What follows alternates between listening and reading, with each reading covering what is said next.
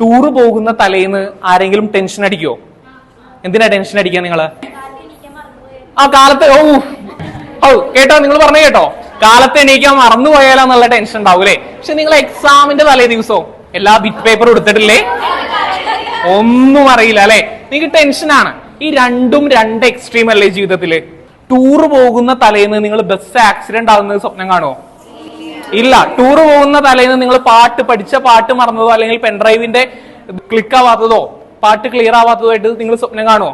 ഇല്ല. ഞാൻ എക്സാമിന്റെ തലേന്നോ നിങ്ങൾ എല്ലാ കാര്യങ്ങളും പഠിച്ചതാണ്, 100 മാർക്കും വാങ്ങാനുള്ള കെൽപ്പുണ്ട്, സ്കില്ലുണ്ട്, എങ്കിൽ പോലും എക്സാമിന്റെ തലേ ദിവസം നിങ്ങൾ എന്ത് ചെയ്യടോ?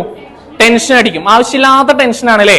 ടെൻഷൻ എന്ന് പറഞ്ഞാൽ പഠിച്ചോനേ അത് നോക്കിയിട്ടില്ല, ദൈവമേ ഇത് നോക്കിയിട്ടില്ല, ടെൻഷനാണ്. അപ്പൊ വേ ഓഫ് തിങ്കിങ് അല്ലേ നമ്മുടെ ജീവിതത്തിലെ വേ ഓഫ് തിങ്കിങ്ങും രണ്ടും രണ്ട് എക്സ്ട്രീമാണ്.